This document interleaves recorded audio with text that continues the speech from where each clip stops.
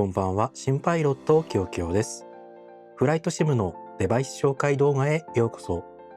ここ最近のフライトシムのコントローラー界隈は空前のエアバス祭りといった状況でしたが、今日ご紹介するのは韓国のデバイスメーカー PU エアコリアさんからリリースされるボーイング派の皆さんに刺さりそうな待望のニューデバイスです。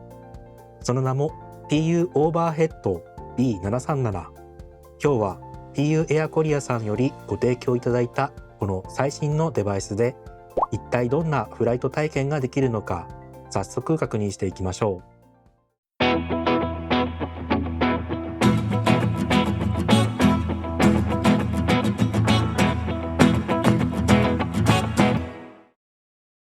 まずは開封から行ってみましょう。PU エアコリアさんといえば、コンパクトながらも様々なニーズに応えるデバイス開発で知られるメーカーです。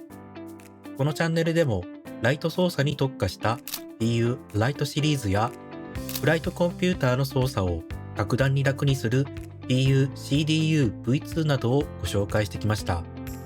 しかし今回の PU オーバーヘッド B737 はこれまでのコンパクト路線とは一線を画す超本格で大型なデバイスとなっています。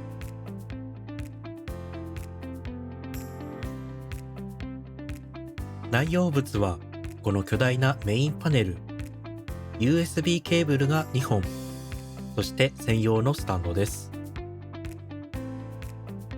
737を愛機にしている方なら、この形を見ただけでテンションが上がるはず。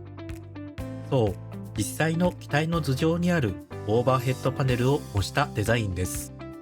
いやー、こうして見ると大きいですね。大きさは縦205、横360、高さ46ミリ、存在感があります。そして驚くべきはその重さ。なんと2キロもあります。このずっしり感には後ほど紹介するある仕掛けが関係しています。外観を見てみましょう。スイッチ配置はグランドパワーや両ダンパーなど主要なものに絞ってコンパクトにまとめられています。実際の機体では離れた場所にあるバッテリーと非常灯のガードスイッチもこのパネルでは1箇所に集約されています。ボタンが足りないかもという心配は無用です。このデバイスだけでコールド&ダークから自動が完結する設計になっています。737のオーバーヘッドパネルは白と灰色を組み合わせたカラーでメカメカしい凹凸感のある感じなのですが、この PU オーバーヘッド B737 はパネル一枚一枚が丁寧にネジで固定されており、737特有の雰囲気が見事に再現されています。またスイッチの挙動もこだわっており、操作後に元の位置に戻るモーメンタリースイッチ、その状態を維持するラッチ型スイッチ、これらが実際の機体に合わせて分けられています。例えば APU スイッチ、オフからオンへ、そしてスタートへ倒すと、スタートからオンへ自動的に戻るあの動きが完全に再現されています。さらに注目してほしいのが APU の EGT ゲージ。これ単なる飾りではありません。中にモーターが入っていて実際に動きます。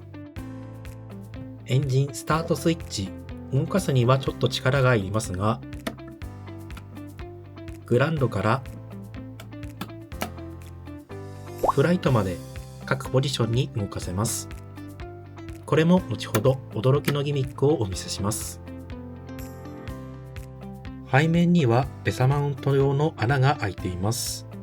モニターアームを活用すれば実際の機体さながらに頭上へ配置することも可能。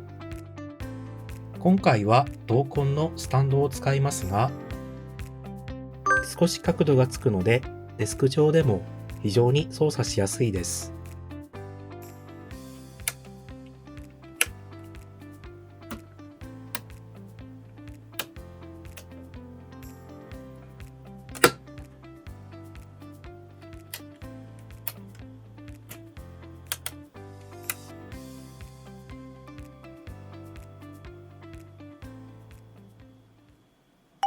ではパソコンとつないでみましょう。接続は背面に USB ケーブルを2本つなぎ、電源をオンにしたら、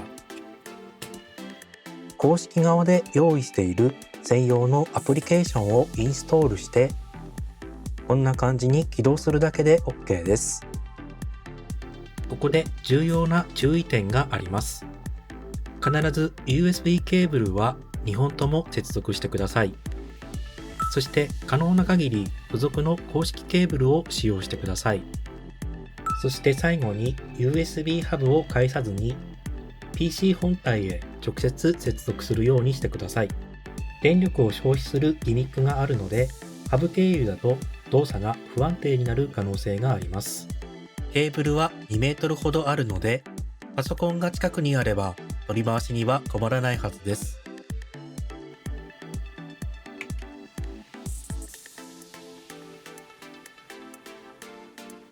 各ランプを点灯させてみました。青いランプの部分が白い文字だけになっていたりと、SIM と比べると少し気になる部分はありますが、暗い場所でも文字がしっかり読めるような明るさがあり、識別はバッチリです。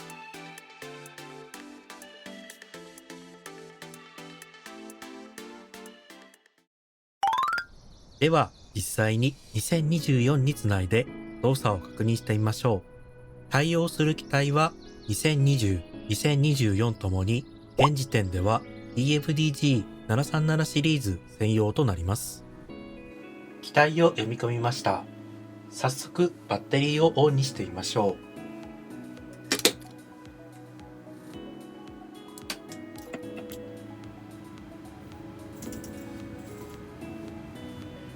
はい、この通りしっかり SIM と同期していますね。余圧、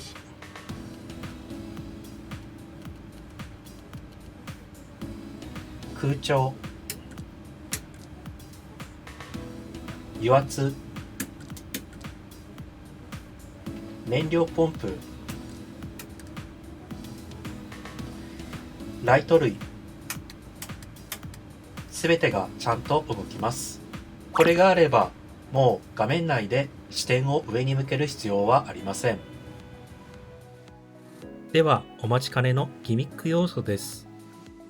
まず APU からスイッチ操作で APU を始動すると、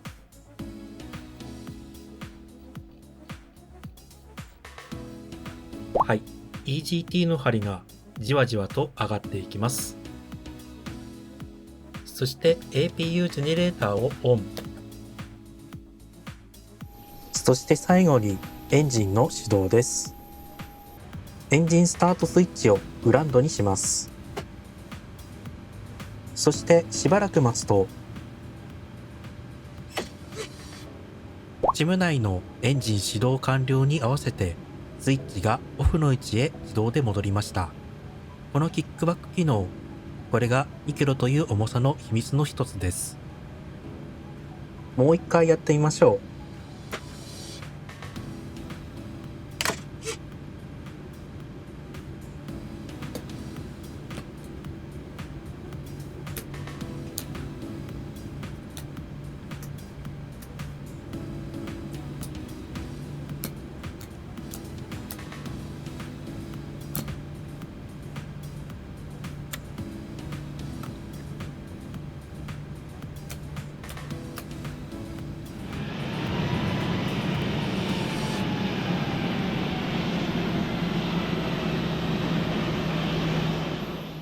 実際に使ってみて、ここがあれば完璧だったという点も少しだけ。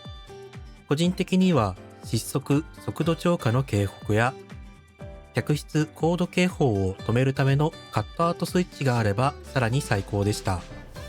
警報系の鳴り物系のスイッチってどうしても押したくなってしまいますし、後者のカットアウトは高度が高いところに着陸した際に警報を止めたくなるシチュエーションも出てくるので、できれば欲しかったなぁと思います。